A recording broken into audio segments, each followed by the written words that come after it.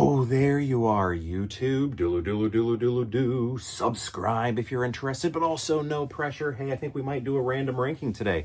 We're going to go to my movie collection behind me and pick out 3 movies at random and then rank those movies based on whatever criteria we come up with. I'll rank them here in this video, but if you'd like to rank them in the comments below, please feel free to do so. Let's get to picking 3 movies back there. Here we go. Porkins, rocking the little Porkins today. Most Star Wars shirts would be cooler if they didn't say Star Wars on them. Imagine if this was just Porkins without the text. Wouldn't that be cool? I think it'd be cool. All right, 3 films. Maybe let's do a little bit of, whoa, almost knocked over a movie. Let's do this one. Then, I don't know, might as well give this one a shot. And then, how about something from here? Let's make sure I've seen these films. Yes.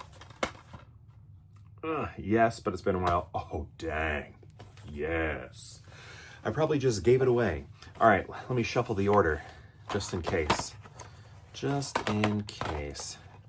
Just in cases. Okay. What was that from?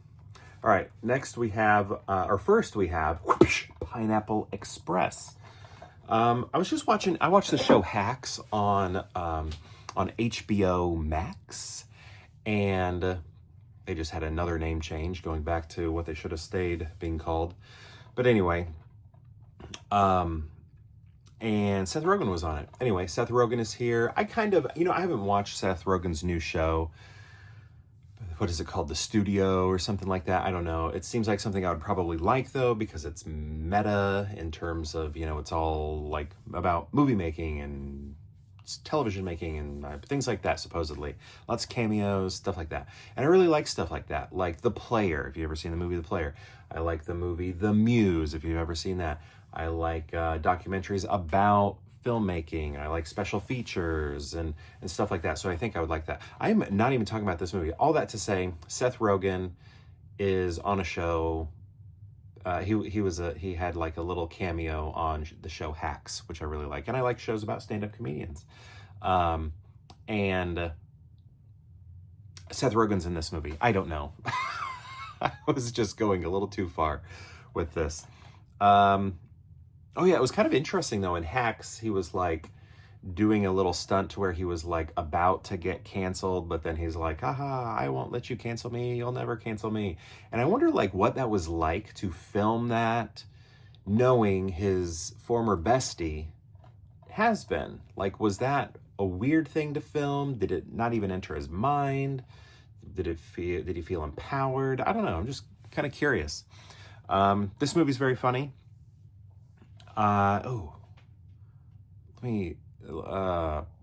Who's his girlfriend in this? Is it Amber Heard? I think it might be. Yep, she's right there. I don't know. I like this movie. It's like an action film. It's like a buddy film. It's like a stoner film. It's got all sorts of stuff going on, and I think it's really fun. And I miss this stuff. Was this Judd Apatow probably involved in some way?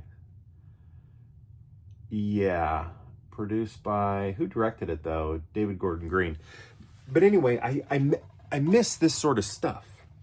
We don't even have comedies going to the theaters anymore. And if we do, I don't know about them. But like this era, the Apatow era was so cool, and then it all just dissolved. It was really weird because it seemed like all of these were successful, but I guess streaming and stuff got in the way, and people, COVID, people stopped going to the theater, and I don't know. I just miss this stuff. And I know, these guys have probably all grown out of this sort of thing. They're, but I don't know. I'd like to see this make a return, but I don't know. Would I even go to the theater to see it anymore? I'm a busy person. So I think everybody who was going to these sort of things just grew up, got jobs, and didn't have time to go to the theaters anymore. That's my guess. Next, we have ourselves a little bit of Conan, but I don't know which one to do because I have both. But I know I've pulled this before, so I think I'm going to go with Conan the Destroyer. I probably pulled this thing twice, though. I probably most recently did Conan the Destroyer. I don't know what to do. Which one should I do? I'm going to do Conan the Destroyer instead of Barbarian. So I'm going to act like the most recent one I did was Barbarian. So this is, act like this is Destroyer. And actually, I think this image here is from Destroyer. Isn't that correct? Pretty sure. But this has both of them on here. Barbarian and Destroyer. Destroyer, to me, feels like it's for babies. I recently heard, not recently, but anyway, on a podcast of, I don't even remember who it was, but Tarantino was on this podcast, and he was talking about how he actually liked Conan the Destroyer, I think more than Barbarian, because supposedly it's more accurate to the comics, which he was familiar with. But me, someone who grew up watching Conan the Barbarian, and then years later watched Conan the Destroyer, and when you watch Destroyer, after you're becoming familiar with Barbarian, you're like, what the, do I look like Robert De Niro?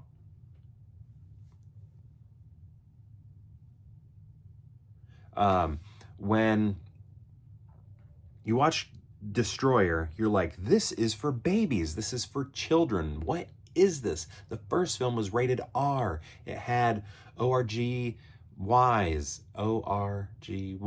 in it. It had, I don't know if I can I say that on here? I don't know, probably. It's probably fine. I showed the Bikini Car Wash Company movie just a couple days ago, which I double featured as a kid with this movie.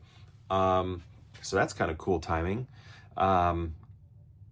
But yeah, the second one, just, it's extra mystical, it's jokey, it's funny, it's all silly and for babies, and it's like never-ending story. And you know, I just feel like they're looking at all these children's fantasy things, and they're like, let's make this one rated G so that the whole family can go to it. And it's like, we liked the first one, make another one on the level of the first one. So I don't know. I was never a big fan of Conan the Destroyer, but I have not seen it since hearing Tarantino talk about it. So maybe I should go into it with a more open mind where it follows what maybe fans of the comics remember, because me, it didn't follow the first film in terms of tone.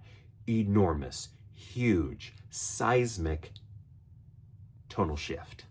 Next, we have Mud. Do you remember this? This was like the one everybody was talking about during the reconnaissance, right? Reconnaissance was happening, and this one here, I think, is probably when that term was coined, maybe. I'm not for sure about it. But Matthew McConaughey, you know, we had him, you know, respected actor and stuff. What was that? The Lincoln Lawyer and Amistad and stuff like that. And then all of a sudden, he's only in these like movies with Kate Hudson and Jennifer Lopez, and they're all like rom-coms and How to Lose a Guy in 10 Days and Sarah Jessica Parker and all this stuff, right?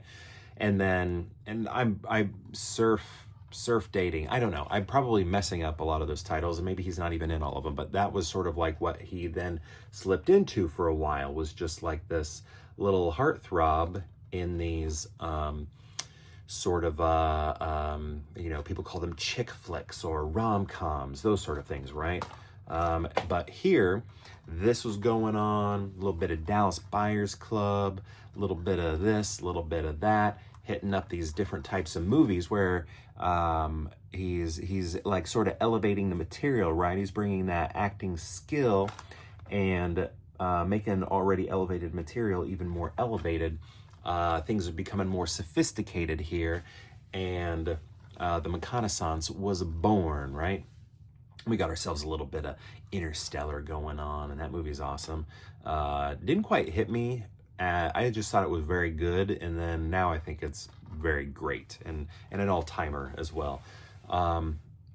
But yeah, this one, I don't remember a lot about it, other than I think one of the actors, I think Ty Sheridan, is actually from my hometown.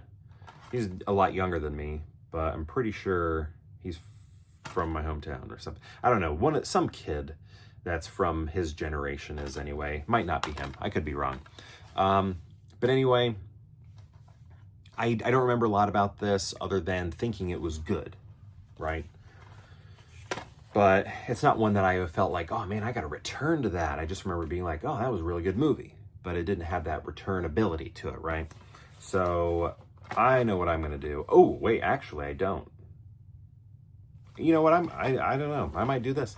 So remember, this is Destroyer, not Barbarian. Not Barbarian here. Because if this was Barbarian, this would be number 1. This would be number 1. Easy there. Easy there with the number 1s. So what I think I might do is go with this Pineapple Express over here. That movie that was making me laugh. Especially this dude right here, Little McBride. He's very comedic and funny and hilarious. And I think he lives in one of the Carolinas. He and all of his buddies bought like a cul-de-sac and they all just live there, write, and make shows for HBO. Excuse me. I think I messed up my mustache there.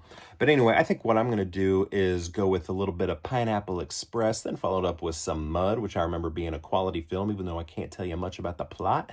And then we're going to go ahead and put Conan the Destroyer, Part 2, at the end there because I don't like the tonal shift from 1 to 2. I don't like watching an R-rated, a hard R-rated film, and then watching Muppet Babies afterwards. Actually, I liked, you know, the Muppet Babies from my childhood, fine. But I guess what I'm saying is, you know, this is the same franchise, and that tonal shift goes from R to G, maybe PG, I don't know, it's probably PG, okay, PG, but it's a silly PG. So yeah, one more time, Pineapple Express, then Mud, then Conan the Destroyer at the end there. But my question to you is, have you seen these movies? These 3 right here that I held up. And if so, what do you think of them? And if you've seen all 3, how would you rank them? I'd love to know. Let me know in the comments below, and perhaps we'll see you tomorrow for more Pure Hangout.